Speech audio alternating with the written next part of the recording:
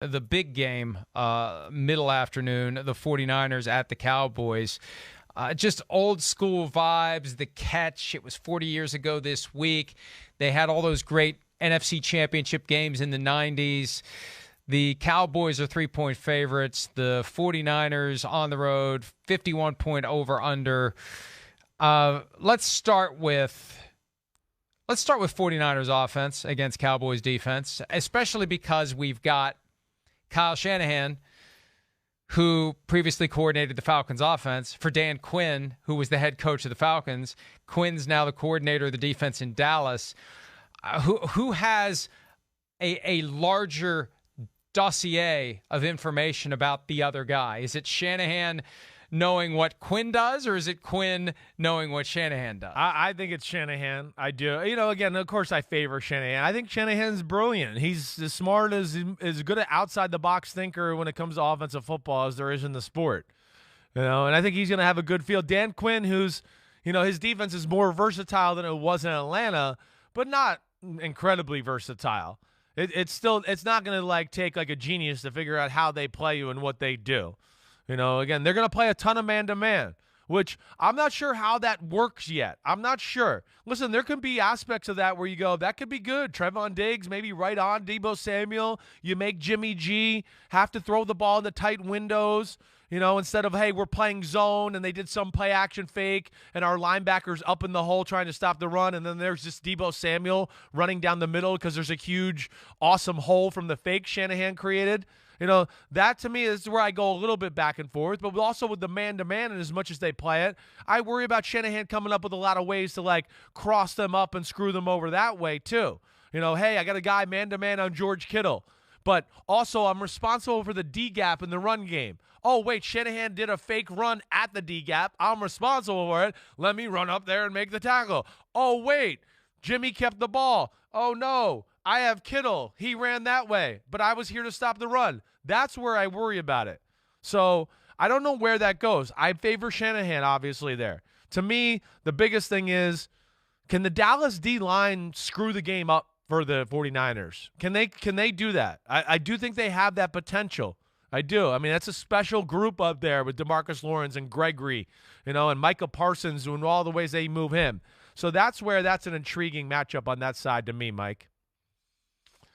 Yeah, and look, we see it time and again, the way that Kyle Shanahan orchestrates the run defense. I'm curious to see how much, or the run offense, I'm curious to see how much he's going to trust Jimmy Garoppolo. Yeah. Is it going to be a Bob Greasy type game, right, where it's just run it? And I agree with you. I think that Shanahan knows Quinn better than Quinn knows Shanahan. I think about the Shanahan-McVay pairings that we see. Yeah. From their time together in Washington, I think Kyle is always paying attention to anything and everything that any of the coaches in his vicinity are doing, because he knows at some point he's going to be facing them. It's inevitable. Right. And he's paying closer attention to them than they are to him, and he's going to find a way to make that offense go. And there's also a certain value. We've talked about it in multiple games now. Churning your offense on the ground, keeping a higher-powered, pass-based offense on the sideline, and making it frustrated and have a greater sense of urgency when it's time for that offense to get on the field. I think that's an edge as well to that very ornate and complex system that Kyle Shanahan works to perfection, as long as, and we've seen it, the two most important players, not the quarterback, Deebo Samuel and George Kittle. Right. Get those guys involved, and the Cowboys defense may not have any answers. That's right. And you're right about the point about Shanahan. Shanahan's the kind of guy that he'll even remember things he told other coaches and use that against them. Like, hey, I know he remembers I told him that, so he'll over-defend that, and I'll be ready for that. He's very good at that, let alone not letting everybody know his tricks. When they leave the building and go coach somewhere else, he's like, you know some of them, but I kept the best ones in my pocket here. You don't know all of them. He's definitely aware of that. There's no doubt, Mike, and it's a great point by you. Hey, the other side of the ball, the Cowboys offense, it's overrated. Their O-line's overrated. But, as far as what we've talked about with the 49ers, you want to move the ball on them. We know their corners aren't good. Can the Cowboys throw the ball outside the numbers and attack them there in that capacity? You know, the 49ers are also a defense that will a little bit play like we'll play cover 2 and we'll protect our corners and we'll call your bluff and we'll see if you could actually run against our 6-man fronts. Yeah, you might have us outnumbered, but we got a great D-line and great linebackers, and we're going to just kind of trust them, and we're not going to let you burn our corners on the outside. So Dallas is going to have to run the ball to a degree, because I can't imagine San Francisco just coming in and going, hey, Dak, here's good looks for you to throw to Cooper and CeeDee Lamb outside against our below-average corners. I would think they're first going to play, let's protect those guys, and let's actually see if this, in my opinion, like you've heard me say, overrated Cowboys offensive line can actually push the 49ers front 7 around.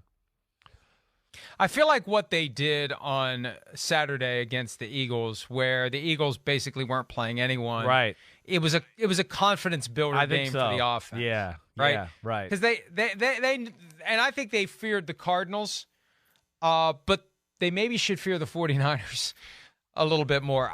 I'm going to go 49ers in this one. I am.